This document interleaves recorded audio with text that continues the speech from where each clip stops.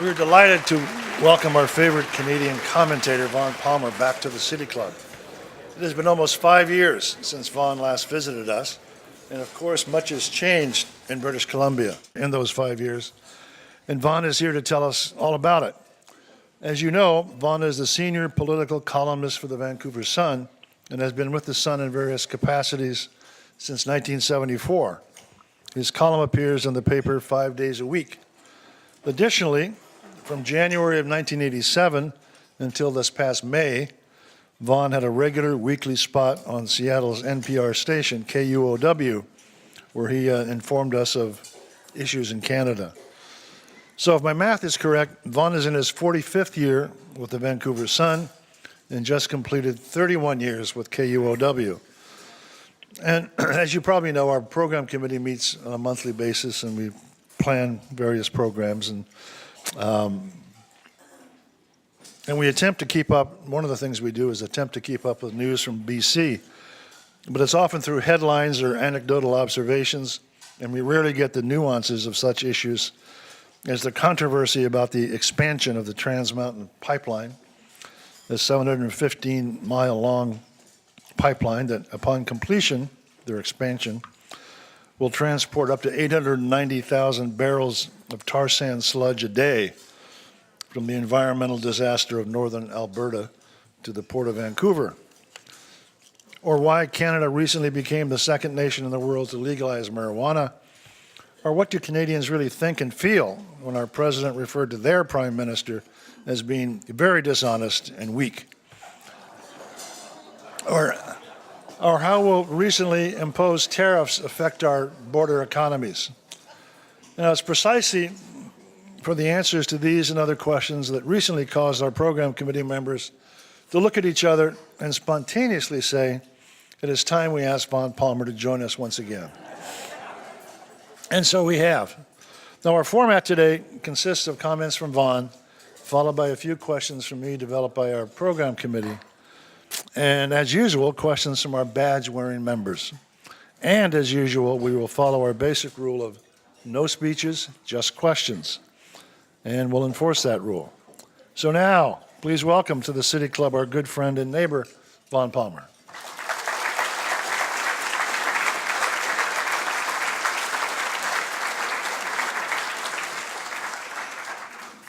Well, first of all, what a pleasure in this day and age to address a group where I'm told the objective is civility and reasonable discussion.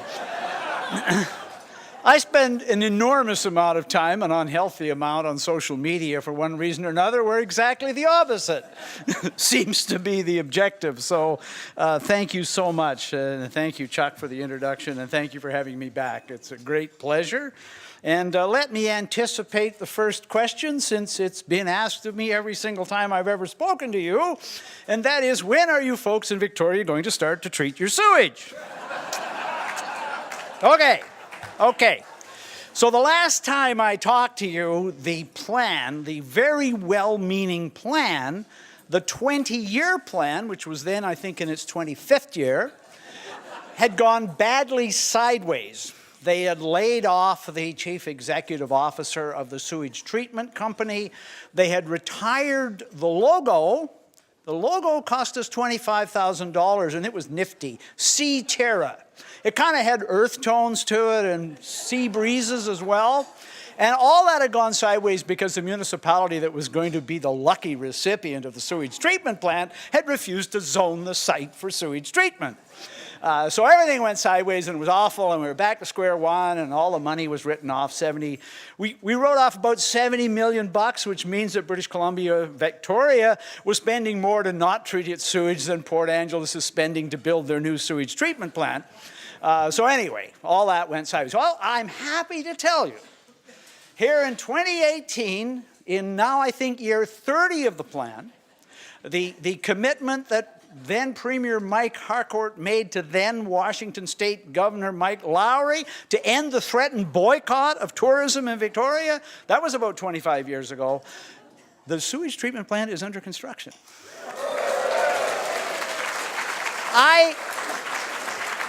I flew over it. The wastewater overflow pipe is under construction at the end of my block. They're putting the pipe for that through the dog park at the end of the street. The dog owners haven't quite noticed this yet, but it's happening, right? And in addition to that, I'm paying for the sewage treatment plant on my property taxes. Now, no government would tax you if they weren't planning to build a sewage treatment plant, would they? Would they? I mean, come on. I'm paying the taxes. There's going to be a sewage treatment plant. So it's underway. I think the inauguration is a couple of years still. Oh, and by the way, it's back in exactly the same location it was going to be before. They finally browbeat the municipality of Esquimalt into taking the goddamn thing, and there it's going to be. So we're treating our sewage, or we will be one of these days very soon, and perhaps the next time I speak to you, we will actually have sewage treatment in Victoria. I believe we're the last place pretty much this side of, oh, I don't want to insult any other communities, but there's not many communities of our size in North America that don't have sewage treatment. So there you go. It is very good to be back. 5 years ago, we've had a change of government in Canada since then. A new Prime Minister, Justin Trudeau, elected in 2015. New Premier in British Columbia, John Horgan. So I've covered, in 35 years, 10 different British Columbia premiers, but only 3 changes of government. Our governing parties tend to wear out the welcome, and they hang on to power, they switch premiers. So this is the first big change in 16 years in British Columbia, a new premier. Very unusual arrangement in British Columbia, never actually happened before. We had the closest election in British Columbia history. 200 votes had gone the other way in one constituency. The government would have been able to hold on to power. Christy Clark would still be Premier of British Columbia. Because of the closeness, we ended up with no party having a majority of seats in the BC legislature. That's the first time that's happened since 1952. And the Green Party made a partnership with the party of the left, the NDP, and they are governing British Columbia together. Most of the power, most of the decision-making is with John Horgan and the NDP and his party, but he is dependent on the Green Party and Professor Andrew Weaver, the University of Victoria, a respected climate scientist, as the supporting vote in the legislature. So uncharted territory. They've been in power for a year, still doing very well in the opinion polls, and I think most British Columbians have said that, look, first of all, change is healthy. Second of all, so far so good, and we'll see how it plays out. So that's big political change in both parts of Canada, and I gather there's been some political change down here in the United States too. Although, you know, we're not paying any attention to that. Meaning Governor Inslee. Yes, Donald Trump comes up once in a while, and I'll leave that. And huge issues between Canada and the United States. So as we speak today, in Spokane, the Pacific Northwest Economic Region is meeting as well. And this is an organization that's been around for almost 30 years. And it's the states of the U.S. Pacific Northwest plus Alaska, and then British Columbia, Saskatchewan, and Alberta, and Yukon and Northwest Territories of Canada. So they all meet. They've been meeting every year, and they have an agenda every year, and they don't get a hell of a lot of coverage. But this year, people are paying a lot of attention. I got their list yesterday, so I just went through the list of the stuff they're going to be talking about. Election security, that's an interesting one. The use of drones, forest fires and forestry, energy, water treatment, renewal, talks have now started, the Columbia River Treaty, talk about that later if you want. And of course, Nafta and trade. Oh, invasive species, that's not an immigration issue, that's zebra mussels, by the way. And trade and protectionism. And this is just from the program, but it's worth quoting. The trade and immigration issue. This is just the outline for what they're going to be talking about. Will Nafta survive? How many jobs in the U.S. and Canada will be lost due to the escalating trade war? Can the U.S.-Canada relationship survive? Will Trump leave Canada in the cold and negotiate a deal with Mexico? How are tariffs affecting our agriculture and local economy? Will the North American automobile industry be torn to pieces? And what's at stake in the largest trading relationship in the world, where the exchange of goods and services is $2 billion a day? That's a pretty interesting discussion that they've got on there. And obviously I can take questions on some of that, but it just to me underscores just how much all of this has come to the fore. It's interesting about Nafta. You know, when Nafta came in, there was a widespread view in Canada, widely expressed, especially in the news media and critics of the government. We had an election fought around the Canada-US Free Trade Agreement. It was a close election. And the whole sense there was we'd somehow or other been screwed at the negotiating table by the Americans, and this thing was going to be a disaster for Canada. That is not the view now in Canada. I can tell you that, I mean, partly it's, you know, when the agreement's in place and you work your way through it and it goes on for years, the economy changes and adapts. That's part of it. But also I think there's a general feeling that it's worked out pretty good for Canada. It's a little differently than the way it's worked out for Mexico. But the Canadian government is bent on defending this and trying to maintain it as best they can. The official line is, well, we're willing to look at tweaks to it. But the problem the Canadian government has is this 10-to-1 ratio between our economies and our population. Our trade with the United States is larger, but it's a larger share of our economy than United States trade with Canada. So the impact on the Canadian economy if NAFTA goes sideways is going to be much greater, and that's why the Canadian government is bent so hard on trying to maintain this. To give you an idea of just how desperate Canadians are about this, our premiers had a meeting this past week, and they resolved that their brilliant idea was, we're going to go to the United States and defend free trade on Fox News. I mean, Fox is reasonable. They'll listen to us, right? They'll treat us with respect. So they're going to make the argument right there. I just like, my God.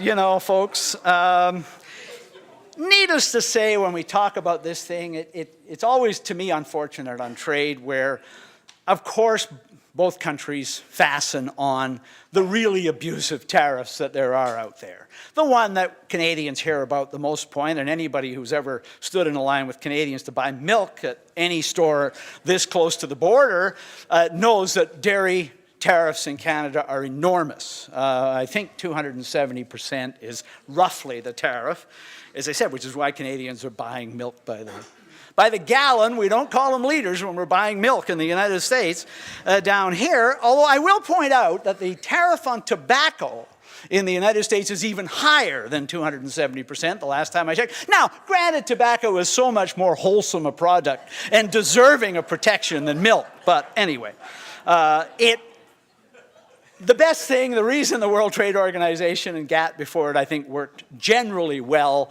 is that it's managed trade and some kind of independent adjudication, and it isn't all based on worst case scenarios. But no, it's a tough time.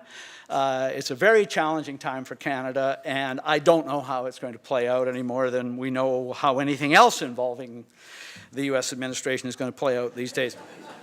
I'm going backwards on my list, so that was protectionism, pot. So, October the 17th is Marijuana Legalization Day in Canada. Now, our Prime Minister, when he ran for office in 2015, had a very long list of promises, many of which he has not yet kept. But one of the ones he has certainly kept is we were going to legalize cannabis for recreational use in Canada. And originally, without giving the thing too much thought, as politicians sometimes do, they decided that Legalization Day would be July 1st, which is also Canada Day, which had everybody calling it Cannabis Day. So now we've moved on to October, just in time for Halloween, October the 17th. What possible use could people make of that? It's legalization, and this, to me, is one of the more grotesque developments in our cross-border relationship because, well, you know this very well, recreational marijuana use has been legal in Washington State since 2014. And starting October the 17th, it will be legal in British Columbia. But where it won't be legal is crossing the border. Now, some of you may know this marvelous lawyer in Blaine, Len Saunders, whose particular specialty is defending Canadians who've been banned from entering the United States for one offense or another, and among those is a growing list of drug offenses. And he was on the radio in British Columbia just last week, and I was listening to him, and then I've seen some of his quotes in the media as well. So this is his executive summary of the problem. First of all, what he's starting to find is clients who've been banned from entering the United States because they're living off the avails of an illegal product. They are themselves starting up cannabis growing companies, or they operate retail outlets, or in one case he has a client who owns a building in Colorado where a legal in Colorado marijuana dispensary is operating, and this fellow's been banned because he's living off the avails of an illegal drug. He says if you're crossing the border, as a lawyer, his advice is always tell the truth, especially to border and customs agents. But, he said, be aware of this. If they ask you point blank if you smoke marijuana, or if you have, and you say yes, they can deny you entry to the United States. And if they catch you trying to cross the border somewhere else that day, they can ban you. And he says, so the question to him on the radio was, well, what happens if you get banned? Because this guy's an expert in unbanning you. He said, well, basically, if you're banned from entering the United States, you become my client for life. Because the bans are lifetime. You can apply for a waiver. And this fellow is an expert at applying for waivers, but he points out waivers are only temporary. They're 6 months to 5 years, and then you have to apply to renew. So hence, you are my client for life. So we're in this weird situation where it's legal here, and it's going to be legal there, but it isn't legal coming across the border. And there's an awful lot of people don't know this and are going to get caught by surprise, and there are going to be problems. I recall one time I spoke to you was not long after 9/11. And as I recall, the sheriff of Whatcom County had an unusually large number of people in custody who had been arrested at the border for possession in the immediate wake after 9/11. And what he reported to the local media was these were people that clearly hadn't been following the news very carefully, since they couldn't understand why the border was suddenly swarming with agents, because suddenly staffing had gone up. We will remember that before 9/11, there were honor border crossings between Canada and the United States, which were not staffed after sunset or before sunrise. A long ago era, but still, we're still friends. So the marijuana thing is going to be a big problem, and our governments are busy warning Canadians about this. I think Americans may not. People will have the good sense not to try to take stuff back and forth across the border. And the Canadian authorities, I'm told, although I haven't run across this a lot yet, are not going to make an issue of this. But coming the other way, well, you know the comments of your Attorney General on this matter, so there may be problems at the border, and I hope there aren't, but certainly the warnings are out. The third thing on the list is pipelines. Well, so maybe 10 years ago, maybe not quite 10 years ago, the Canadian government and the province of Alberta, which is our main oil producer, but also the natural gas producing companies in Canada, identified that the country was missing a premium or paying or enduring a discount on the prices of its petroleum products because it only had one customer. That customer was the United States. And our pipelines were carrying to the United States, where they were being used in refineries in places like Texas and Washington State, and we weren't getting the world price because there wasn't anywhere else they could send it. Basically, captive market. It was a particular problem identified with oil, but there was also an issue with natural gas. So the collective wisdom of the Canadian governments and the Canadian petroleum industry decided that the thing was to build more pipelines. They had 4 in mind. One of them was the Keystone pipeline to the United States. The idea there was we send more oil to the United States, we'll make more money off of it, so we'll send more and we'll get more. So the Keystone pipeline, which went from Alberta down through Nebraska, eventually would feed into the network around Texas. The second idea was Energy East. They were going to build a pipeline to eastern Canada and feed the one refinery we had there, and maybe we'd start selling the oil to the Europeans or other places where we'd get a good price. And because British Columbia is such a national pain in the neck for everything and contrary about everything, they came up with the idea of 2 pipelines through British Columbia. One would go through northern British Columbia to the port of Prince Rupert, which, because of the way the continent angles to the west, is actually 2 days closer to Asian markets than Vancouver, and it's remote, and the pipeline would go through there, and the people in Prince Rupert would be only too happy for the jobs. And the backup plan was to twin an existing pipeline. The existing pipeline has gone from the province of Alberta through central British Columbia to a suburb of Vancouver for 60, 65 years. And there's a spur line that goes to the refineries in Washington State. And the thought was, there's already a pipeline there. How difficult can it be to twin it? Well, that was about 10 years ago when all this came to fruition. Well, Obama blocked the Keystone pipeline, effectively. Trump says he's going to bring it back, but Obama stopped it. The government of the province of Quebec, which is very serious about its enviro credentials, if you want to put it that way, essentially derailed the Energy East pipeline. So there went the pipeline to the east. The pipeline through northern British Columbia was essentially derailed by First Nations. There were many, many Canadian native nations along the route of that pipeline that were not going to stand for a pipeline through their traditional territory, and they did everything they could to block it. Trudeau ran for office promising to kill it. He got elected as prime minister, and he did kill it, and now we're down to 1 pipeline. And in some ways, a pipeline that goes to Vancouver is potentially the most controversial, not because the oil is going along a route where there's already a pipeline, but because it means a substantial increase in the number of tankers out of the port of Vancouver. From a few a week to 1 a day, and these are big tankers.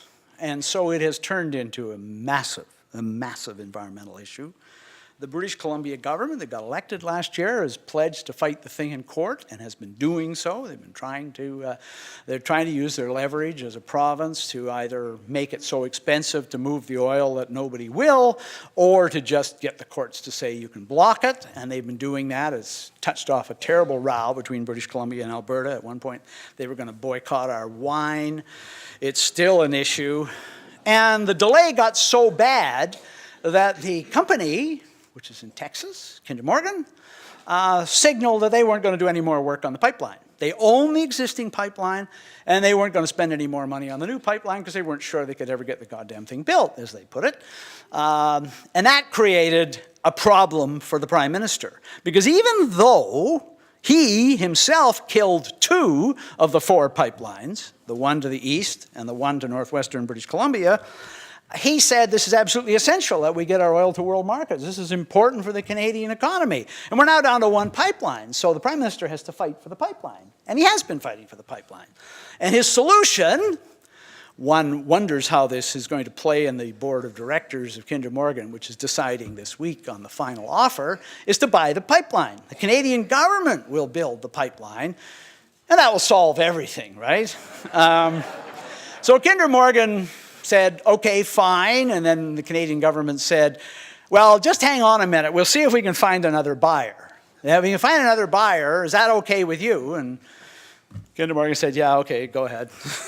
Well, the deadline on that ran out, and I believe it's this week, it may be today, that the Kinder Morgan Board of Directors is voting on the Canadian government's final offer, and if the final offer is accepted, Canada and Canadian taxpayers will become the proud owners of the existing pipeline, and a construction project that is just getting underway that has been priced at several more $billion, and the national government will now face the enormous challenge of actually building the thing, because there is still a significant problem with environmental protests, people getting arrested at the site of the construction. And you know, sometimes with environmental protests, they're happening in fairly remote areas. And while some people who are really devoted can get to the site, most news organizations, which have very limited budgets now, and even many environmental activists and academics and so forth will complain publicly, but to actually go out in the middle of the bush and block a bulldozer is damned inconvenient, and it might take a couple of days out of your lifetime schedule, so most people don't do it. Well, this protest is reachable at a SkyTrain station in Vancouver. You can take public transit to this blockade. The courts have started to crack down on it a bit. The first penalty for defying an injunction is a fine. It's about $500. We've had a couple of members of the Canadian Parliament, including the leader of Canada's Green Party, pay the fine. And they're taking the view that, okay, if you're arrested a second time, you're going to do some time in jail. And so we're starting to see that. But really, I don't know what's going to happen. The national government, we're into the construction season. The national government's argument for taking over this pipeline was, we got to get going on building it because this is essential for the Canadian economy. And the Prime Minister said it was going to be built, so it's going to be built. But we'll see. Again, it's another one that it is going to play out over the next few weeks because they've posted a construction schedule. Some of the work is going to start in Alberta, which is a piece of cake. Everybody in Alberta thinks that oil development is a great idea. Well, I exaggerate a bit, but I do a lot of Alberta radio, and it's like night and day, right? You go on the Alberta radio, and the first thing they ask you when they phone in is, why don't you people in Victoria treat your sewage if you're so morally superior on environmental issues? Anyway, I don't know. They're going to start building in Alberta. That's easy. They're going to start doing some work in British Columbia. That could be a lot tougher. And again, seriously, there are injunctions. There have been efforts to clear the path of construction. There have been efforts to, there's a protest encampment. There have been efforts to move it out, but it's still unresolved. And you know, it may just go away, or it may end up as a pretty big deal. I was going to mention a couple of other things before I go on to questions. The thing about the pipeline, so not to go too heavy on this, but I noticed reading Bloomberg this week that the United States is on the verge of becoming the world's leading producer of oil. Well, let us be quite clear that while Obama was blocking Canada's pipeline to the United States, he was presiding over a massive expansion of oil production in the United States. Governor Inslee came to British Columbia a little while ago and delivered a speech that our premier endorsed about the evils of adding tankers to these waters out here that we share by the expanded pipeline to British Columbia. Member of the BC legislature, who is also a native leader, paid $7 for one of those lovely little apps you can get on your phone, which tell you what all the ships in the waters off the BC capital are doing.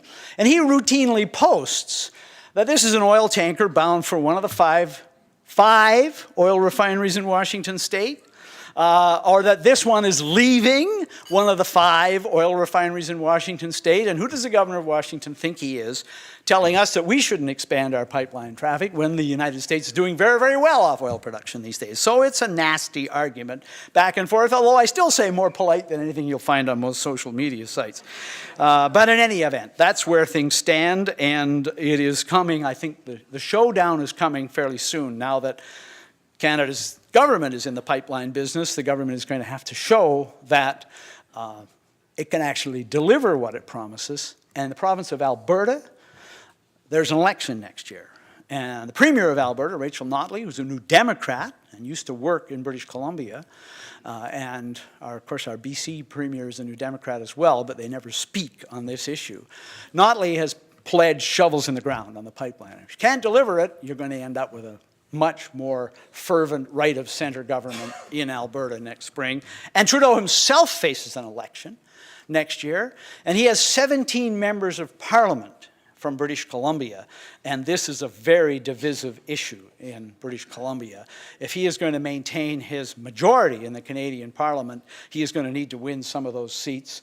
It's not clear how this issue is going to play out. There are, to be sure, opinion polls which have steadily showed that in general, Canadians and British Columbians support going ahead with the project, going ahead with twinning the pipeline, going ahead with the right safeguards in the marine environment, with the tankers. But, you know, when you get around to election day, some people feel more strongly about the issue than others. It's not clear to me how this is going to play out. The election, after all, is still more than a year away. Last couple of things I just want to mention before I go to questions, and then a little bit of summation comment. Illegal immigration has certainly emerged as an issue between Canada and the United States. So in the last 18 months, what's been happening is a significant number of people who are seeking refugee status or other status in the United States have decided that they might have a better shot at it in Canada. And they've been coming to Canada. And the traffic, if you want to use the word, the transport has gotten sufficiently sophisticated that one of the Canadian newspapers reported that when you got off the bus in a couple of cities, one in Vermont and one in one in the state of New York, there were instructions on how to get to the appropriate place you could walk across the border between Canada and the United States. And in fact, I believe in Burlington, Vermont, there was a taxi service that was quite prepared to deliver you there. So the numbers are nothing like the issue between the border between the United States and Mexico. But still, 30,000 people have entered Canada and applied for refugee status in the last 18 months. It's about 60 people a day, mostly in the east, even though the border here can be strolled across as well, and then if you get across, you apply for refugee status. Even though it's presumably is easy to get across here, to hike across in some parts of the border here. It's almost all in the east, and the Prime Minister welcomed people on social media, but the national government didn't fund the resources necessary to process all these people. So we've gone to a backlog of about 45,000 people, because there were already people in the backlog. So the governments of Quebec and Ontario, which have most of these people, are demanding more money and more staff to deal with them, and so that's turned into an issue. And Canada has the option of invoking an arrangement with the United States that basically says, and this is going on with European countries too, which is if you're applying for refugee status, you apply for it in the country that you entered. You can't move on to another country. So that's an issue between the two countries as well. I don't know how that's going to come out. And last of all, I should mention high-speed rail. The British Columbia government has joined the governor of Washington and others in supporting the idea of high-speed rail. And when the governor was in British Columbia, he announced that if this miracle ever comes about, you would be able to travel between Vancouver and Seattle in an hour. Of course, there'd still be a 90-minute wait at the border.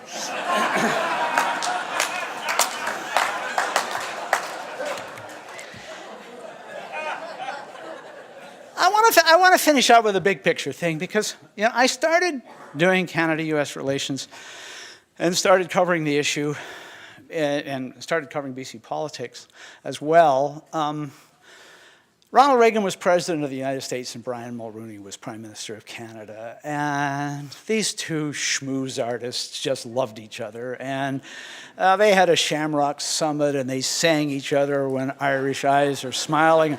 They bonded to the point where, as many of you will know, Mulroney was the world leader who spoke at Reagan's memorial service. And I guess that can give you a notion about how well the two countries get along, to the point where you forget There have been some really, really bumpy times over the years as well. I believe John F. Kennedy described John Diefenbaker, the Prime Minister of Canada, as a son of a bitch, which, to be a Prime Minister, you probably have to be a bit of a one, was my reaction.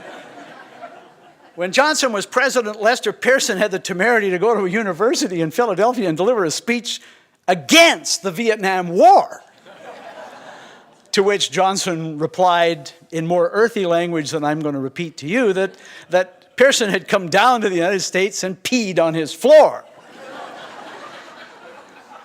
Nixon and Trudeau's father, now there was a relationship, right? They saw eye to eye on so many things. And George Bush and Jean Chrétien. So Bush becomes president after that stimulating election in 2000 and discovers that the Canadian ambassador to the United States has given a speech at Durham University where he's expressed the view that Al Gore would be a better choice for Canada. Not helping matters is the fact that the Canadian ambassador to the United States, his last name is Chrétien. Helping the matter even less is the fact that he's the Prime Minister's nephew. Now, Chrétien was one of 19 children, so in those days it was hard to find anybody in Quebec who wasn't related to him. Still, that got us off to a really warm relationship, and then when Chrétien refused to take part in the Second Gulf War, things were... So if you've been off to see Argo and, you know, how wonderful we got along there and how brave Canadians were and everything and how great we got along, just remember, there have been bumpy times before. There have been a lot of bumpy times. I still go with the line that a very good friend of mine who was my mentor in the industry, who wrote for the Vancouver Sun for 75 years, Bruce Hutchison, wrote books about Canada-US relations, and any time this issue came up, he said, read your history. Read your history. You find a great power that has been easier to live alongside than the United States. He always said this to Canada. You know, ask the French how they feel about the Germans. Ask the Welsh, the Scots, and the Irish how they feel about the British. Ask any neighbor of Russia what it's like. And I thought it was a good point that, you know, for all the bumpy times and all the ups and downs we've had, it's pretty good. One of you may ask me about the Columbia River Treaty. I'm happy to talk to you about it. But this is generally regarded, signed in 1964, Pearson and Lyndon Johnson. This is generally regarded as the best cross-border water power management arrangement in the world.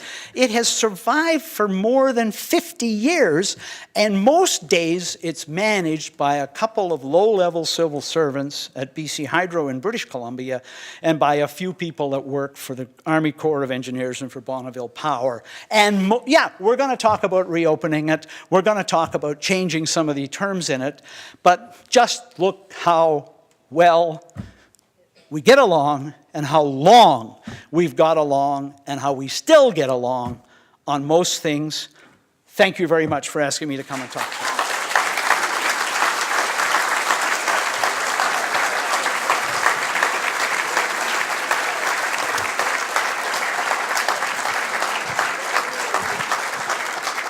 I will take questions till you run out of questions, and I think, Chuck, you've got a couple to start off with.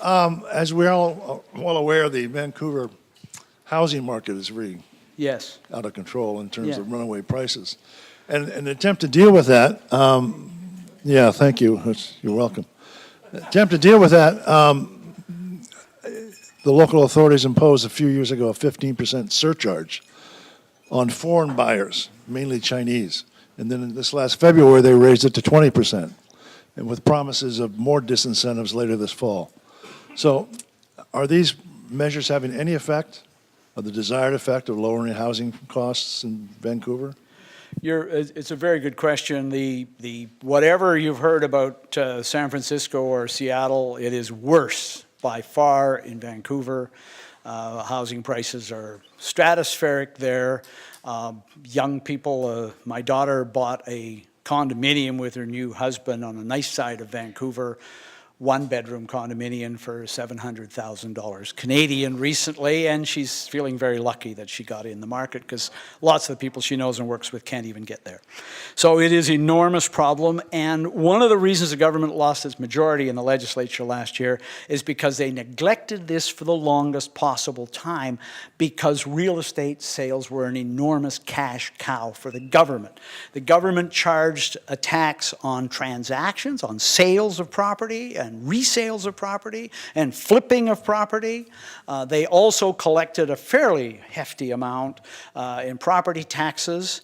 They started to deal with it, you're right, a couple of years ago because they concluded it was disproportionately foreign buyers who were not resident in British Columbia or barely resident in British Columbia. So we've had speculation taxes, empty homes taxes in Vancouver, a much higher property transfer tax, and a foreign buyer's tax.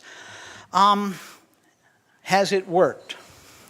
Well, I would say, in my view, not yet. It's a new government, so you're going to give them a chance. They got elected on a promise to deal with housing affordability, but they've emphasized, and the people that are advising them have emphasized, that it's a demand-side problem and you can drive down demand. I think there is also, to the degree that's true, there is also an enormous supply-side problem. And there is a supply-side problem distorted by the inevitabilities of local neighborhood politics. There's a proposal right now before Vancouver City Council to build an enormous residential high-rise in downtown Vancouver that is opposed by people because it will block their view of the North Shore Mountains. And they're getting somewhere with this because you know how it works. The people who may live in the building don't vote and don't live there because they don't even know that they may live in the building if it gets built. Whereas the neighbors are opposed to density, opposed to high rises, opposed to anything that will change their neighborhood. This has turned into a terrible row around our SkyTrain system.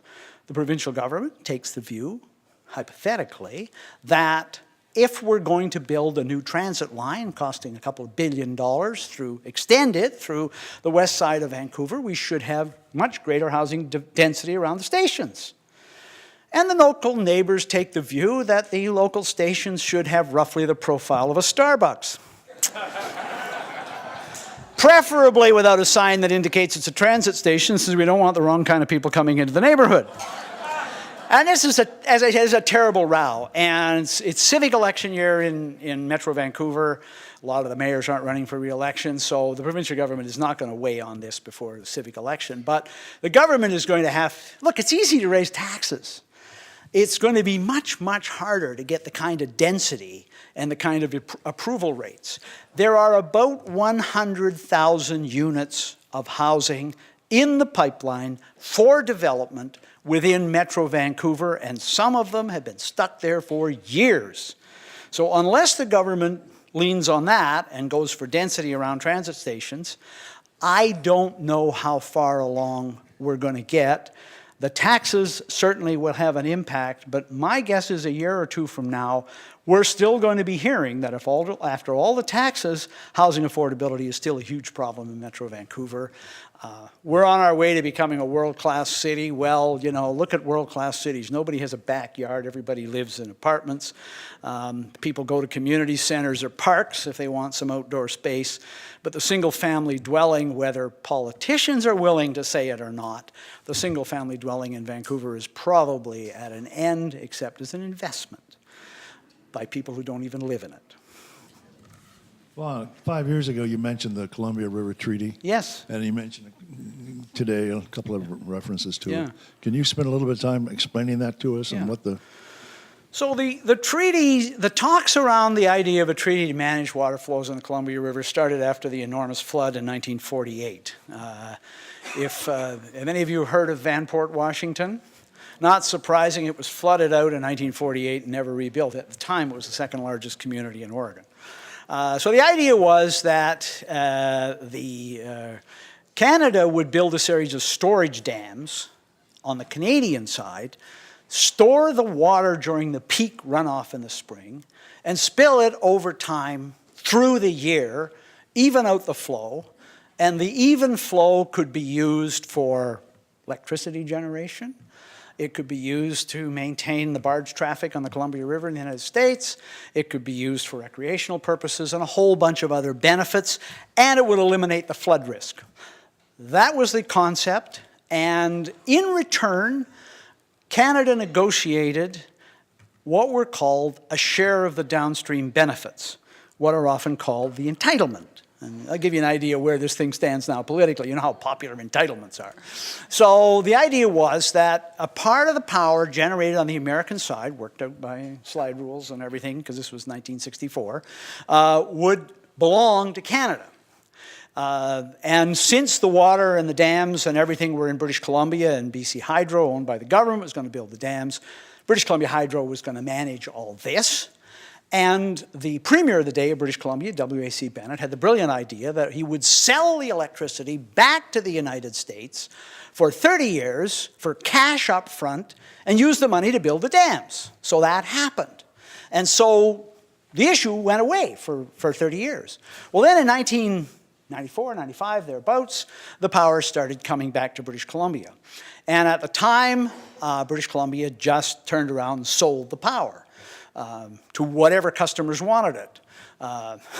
They sold it to the state of California during the Enron thing and ended up getting penalized by California for essentially the same kind of fraud that Enron did. And that one the province ended up settling that case out of court for several $100 million. But the power is sold every year. Electricity prices are down right now, but it brings in about $100 million a year to British Columbia. And the government uses this to pay for programs or whatever politicians use money for, to name sewage treatment plants, for instance.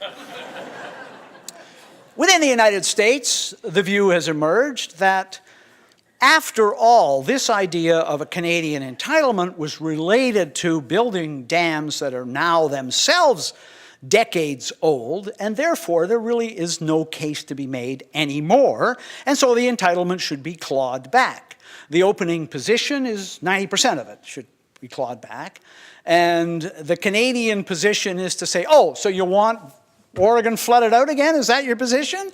And they yacked back and forth for a while. The way the treaty was written was that after 50 years, the two jurisdictions, Canada and the United States, because it's an international treaty, could begin talks on reopening. But even if they did, it's a standstill treaty for, I think, well, it's about 10 more years, a little less than 10 years. So they can talk about it for a while, but they are talking. The United States exercised its option under the treaty last fall to announce that they wanted to have the talks, and Canada has gone to the table as well. British Columbia has a pretty big handle in this. Bonneville Power and the U.S. Army Corps of Engineers do, the congressional delegation, which has been calling for this for a long time. So they're talking. The other issue with the treaty is that when the two countries that we signed this treaty back in 1964, nobody thought very much about the environment, and nobody thought much about the fish. So if you go to the Chief Joseph Dam in Washington State, one of the interesting scenes there is watching the First Nations people fishing at the dam, because that's the last place, I don't usually get that response when I speak, but that's the last place on the Columbia River that the salmon make it up to. And there are still some bewildered descendants of the old salmon runs on the Columbia that went all the way up to British Columbia before the Grand Coulee Dam was built, that just sort of go around in circles there, and it's a great fishing grounds. I toured it a few years ago, and First Nations people there are catching one hell of a lot of fish, and it's great. But that's it. So there's a whole bunch of salmon runs that don't get to British Columbia anymore because the Grand Coulee was built without fish ladders. Now, the Grand Coulee is high enough that a friend of mine who worked for Bonneville Power said that the fish ladders would probably have to start around about Portland to get them over the top. He's the guy who also pointed out to me that if you look at what Bonneville Wright is spending right now to restore the salmon runs on the Columbia and get the salmon up to the Snake River, he said, if you look at what we're spending on it, it would be cheaper to put each fish in a taxi at Astoria and drive them to Idaho. But seriously, this has emerged as a big side issue in the Columbia River Treaty talks, which is if we're going to redo the treaty, we're going to have to look seriously at environmental issues and look seriously at restoring the salmon runs on the upper Columbia, which have big impact in British Columbia. And there's a lot of dams. Grand Coulee is not the highest dam. The Mica Dam in British Columbia is even higher. The Revelstoke Dam is the same size. There are other dams in the way as well. So this is going to be a long negotiation. And there are trade-offs. If you're going to spill more water for environmental reasons or recreational reasons or commercial reasons, there is going to be less water for electrical generation because it may not be at the same convenient times of the year. I don't think there's any serious chance that the two countries will give up the idea of flood control. But with climate change, that may not be as much of an issue. There's a lot of predictions that the Pacific Storm Track is going to move north, that there may be flooding issues in British Columbia, but there may not be as many water issues on the Columbia. So it's a fascinating subject. As you can see, I probably spent an inordinate amount of time following it. But chances are the next time I talk to you, whenever that is, we'll still be talking about the Columbia River Treaty. Thank you very much. Now it's time for our members to ask questions. Over here we have Hal Thurston with the microphone, so on that side of the room, raise your hand. Over here we have Dee Robinson, and she'll be coming down to see you. So, sure. Well, yes.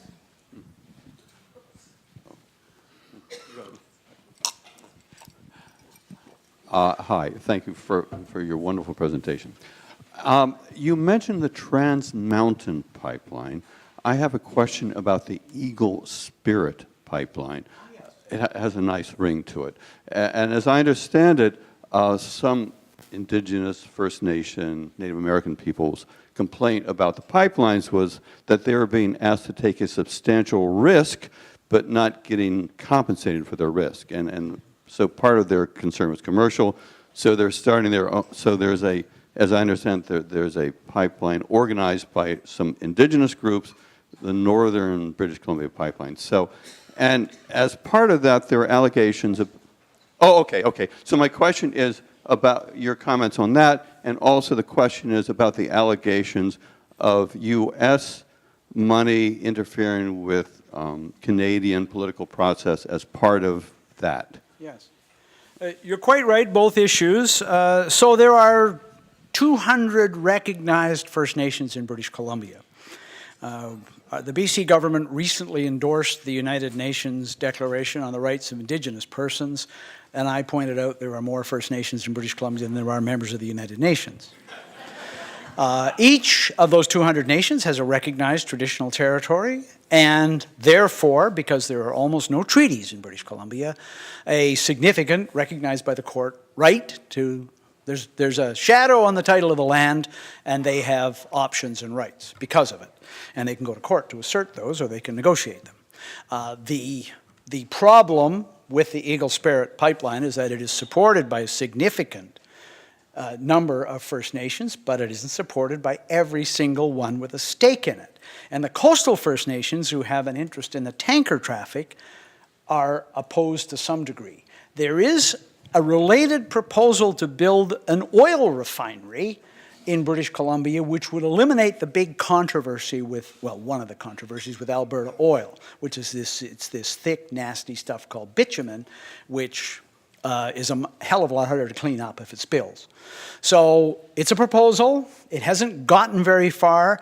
The Canadian government's efforts and energies and regulatory efforts are totally still focused on twinning the Trans Mountain Pipeline, and that refinery and that pipeline proposal haven't gone very far. It is a serious proposal, but it hasn't gone very far.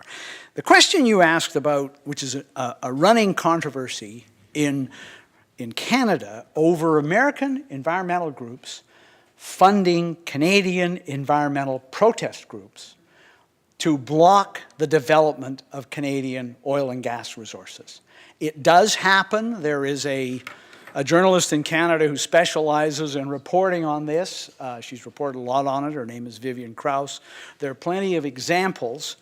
A couple of things to be said about that. First of all, this is not all that different from how environmental groups and Ford Foundation and others behave around the world. I mean, they fund the effort to save the Brazilian rainforest and get accused of meddling in Brazilian affairs, and even Canadian environmentalists do that to try to save Indonesia or whatever. So they do that, and also they're doing a fair amount in the United States. It's not like they're not paying attention to the United States. So it's, and people have also pointed out that, you know, Kinder Morgan isn't exactly an international charity either. It's a company based in Texas. So, you know, and they're kind of interfering in Canada too. So you know, it's an issue.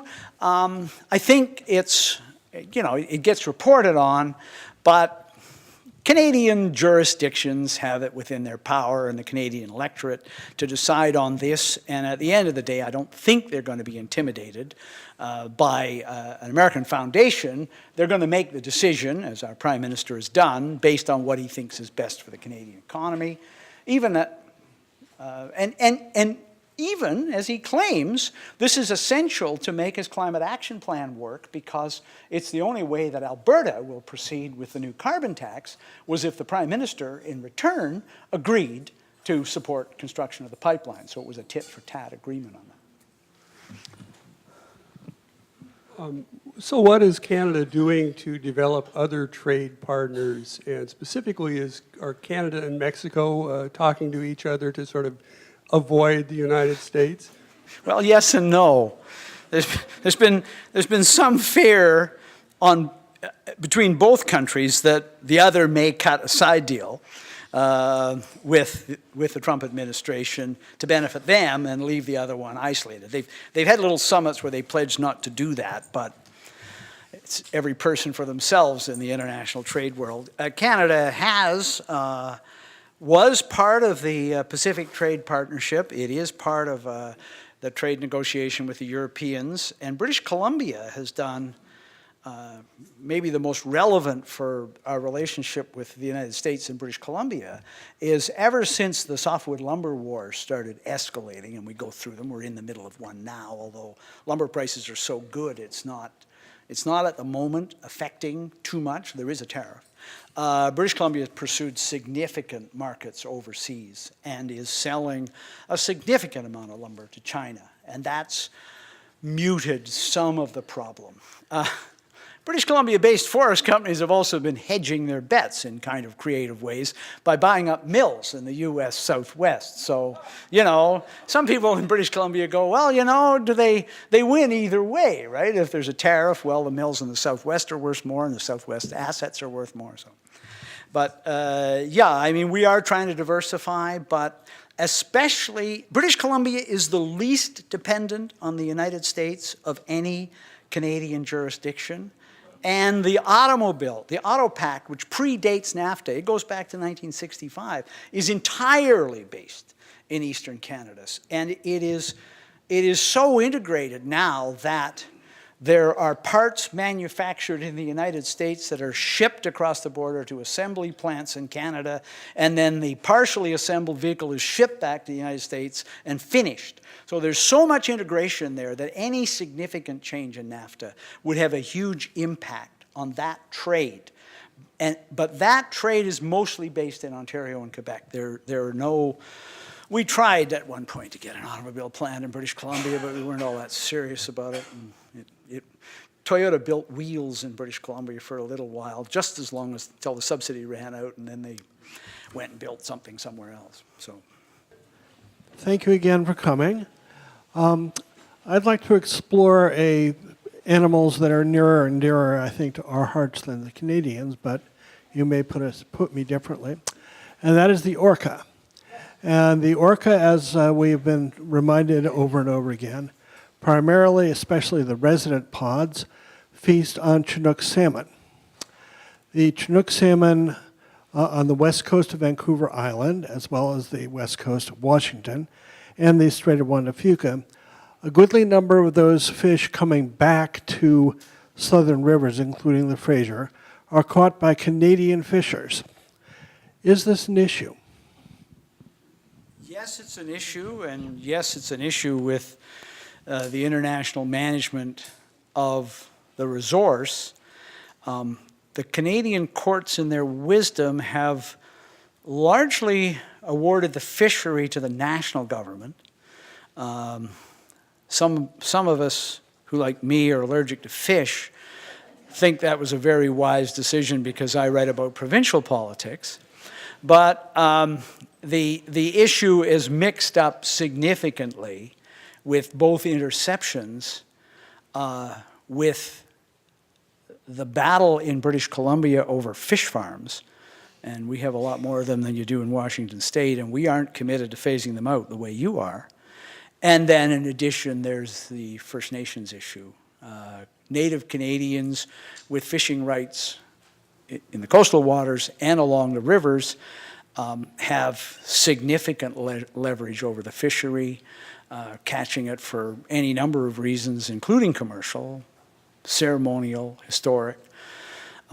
There is an international entity that tries to manage all this, and the only encouraging thing I can say about it is that when the Prime Minister shuffled his cabinet last week, he appointed a new minister from British Columbia to start dealing with that issue. Now, the poor fellow also has to deal with the pipeline, so I don't envy him for that, but he is a member from one of the ridings in the city of Vancouver, so at least he knows the issue. But no, it is a big issue.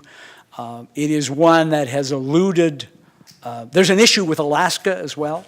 There is an issue with the famous AB line, which is where their fleets are supposed to stop and our fleets are supposed to start, so on the northwest coast. But I won't pretend, and there's an issue with mining and mineral tailings ending up in the waters, with seals eating the fish, so there's less for the orcas to eat, and there is also an issue with the water quality. One of the issues that comes up again and again around tanker traffic is the damage that tankers can do to orcas. Even if they don't spill, they can just cut them in half. So that's a really big issue, and you know, it's if you're looking for somebody to come and talk to you about it, there are a lot of possibilities out there. And there's a lot of points of view, a great diversity of them. We have a question? Hi. I'm Ginny Broadhurst. I'm the director of the Salish Sea Institute at Western Yes. Washington University. So I'm following all kinds of BC Washington issues, and I'm really appreciating this discussion. I have one comment and a question. Yeah. The comment is that regarding the Kinder Morgan pipeline, one of the reasons also that the U.S. is involved is because the purchase actually includes the Puget Sound pipeline, which Yes. is coming down to Cherry Point and Anacortes as part of the whole bundle of the purchase. So it's Yes. more complicated. Yes. The question that I have, though, is I was just up in the Gulf Islands just a few days ago, sitting around a table talking to a lot of residents there about their concerns, environmental issues and whatnot. And I was with several people who had gotten arrested for protesting the pipeline. They're good, upstanding citizens, many of them retired. They had gotten arrested and fined, and interestingly, their biggest disappointment of the whole thing was that there wasn't enough news coverage of it. And I'm wondering why, whether you have advice or why there's not more media coverage of the issue of the protests. Well, I mean, I follow the coverage pretty closely in British Columbia, and the question of why there hasn't been more news coverage is there has been a lot of news coverage, from what I see it, on a daily basis of the running, festering issue of the pipeline, and have been for a long time, and there will continue to be. The arrests are not such big news now that they've been happening for a while. And the sentences aren't such big news either, because the judge has, I think, been dealing with this in a way that public opinion has accepted in British Columbia. And the judge's basic view is that, yes, civil disobedience, but if you're defying the law, it comes with a penalty, and the first penalty will be relatively mild, but if you continue to defy the law, the penalties will get more severe, and if you know your history of civil disobedience, people go to jail over these things. So that's been essentially the view that the courts have taken on it. And the opinion is divided in British Columbia, but generally supportive of the idea that the pipeline should go ahead. And even a politician like John Horgan of BC, who opposes the pipeline, has been telling people they should obey the law. So now, if the violence were to escalate on the line and it were to get worse, there'd be a lot of coverage. I don't know, though, that would be all that favorable. You make an interesting issue, you raised an interesting issue, which is the pipeline that goes to Washington State. So there is a spur pipeline, it's been there for years, and what happens to those oil shipments if, as the province of Alberta has threatened to do, Alberta cuts off the oil shipments to British Columbia as punishment for British Columbia's continuing obstruction of the development of the pipeline?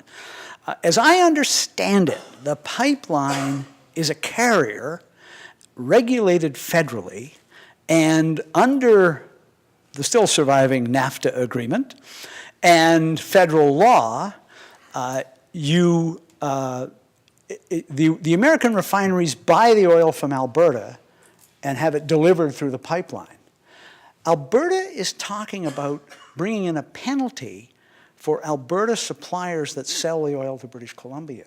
So it isn't that they're just going to stop all oil shipments through the pipeline. All kinds of qualities of oil and gasoline go through the pipeline right now. So I don't think, from what we've seen so far, that the shipments to the United States would be affected. I think American refineries that choose to buy oil from Alberta instead of Wyoming or the big buyer now, the shale oil fields in Dakota, would continue to be able to buy it or bring it in by tanker. It wouldn't be affected by that. The threat, which hasn't been used yet, is held in abeyance. Alberta has passed legislation to do this, but they haven't used it. Would, I think, only apply, if invoked, to companies that are delivering oil to the refinery in British Columbia. So. But, you know, the question on the protests is, I would not welcome it if they escalated into violence, but they may. There is not just deep feeling among British Columbians, but there is even deeper feeling among some of the First Nations people in British Columbia. Again, you know how these things can spiral out of control. So we will see how that goes. Going farther afield, does the election of Doug Ford as Premier in Ontario portend anything nationally that might come back to BC to change politics here? You mean other than an enormous amount of media coverage, perhaps falling short of what his brother generated? You know, in the 31 years that I did KUOW in Seattle, I got called more time for extra coverage during the Rob Ford administration in the city of Toronto than perhaps any other subject, with maybe a couple of things like Gulf War that drew more requests. But Doug seems to be a little more feet on the ground and sensible, but he surprised an awful lot of people by getting first the nomination to run for Premier this year and now to become Premier of Ontario, and it's a pretty big ideological shift in Ontario.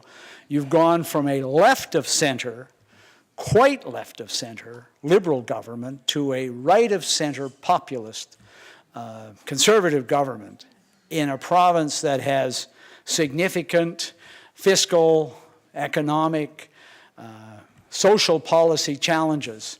And so I think there will be, and the other thing is that there's a natural tendency in Canada, if the Prime Minister is of one party, to kind of run against a Premier, especially in Ontario, who's from another party.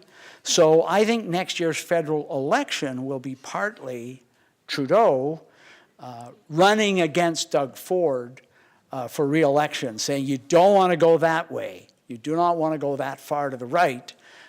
So, you know, re-elect me, and I'll keep us closer to the center. So I think it'll have a huge impact across Canada, and and just started, but what Ford's already announced is some fairly significant changes, and there's a lot more to come, in my view. He is, for example, dismantling Ontario's climate action plan, which includes one of these cap-and-trade systems. So British Columbia went to a carbon tax. Alberta went to a carbon tax. They're fairly straightforward and simple to administer. But Ontario went to cap and trade, and it's in cap and trade in partnership with Quebec, California, not sure where else. But anyway, Ford says it's gone. He's getting rid of it. So Trudeau has said he's going to bring in a national carbon tax. If you don't have an alternative at your provincial level, BC does, Alberta does, Trudeau's going to bring in a national carbon tax, and you're going to pay it anyway. So how that's going to play out next year, I do not know, but I'm sure it'll be an election issue. It's wonderful to have you again. Well, it's great. It's great to be invited.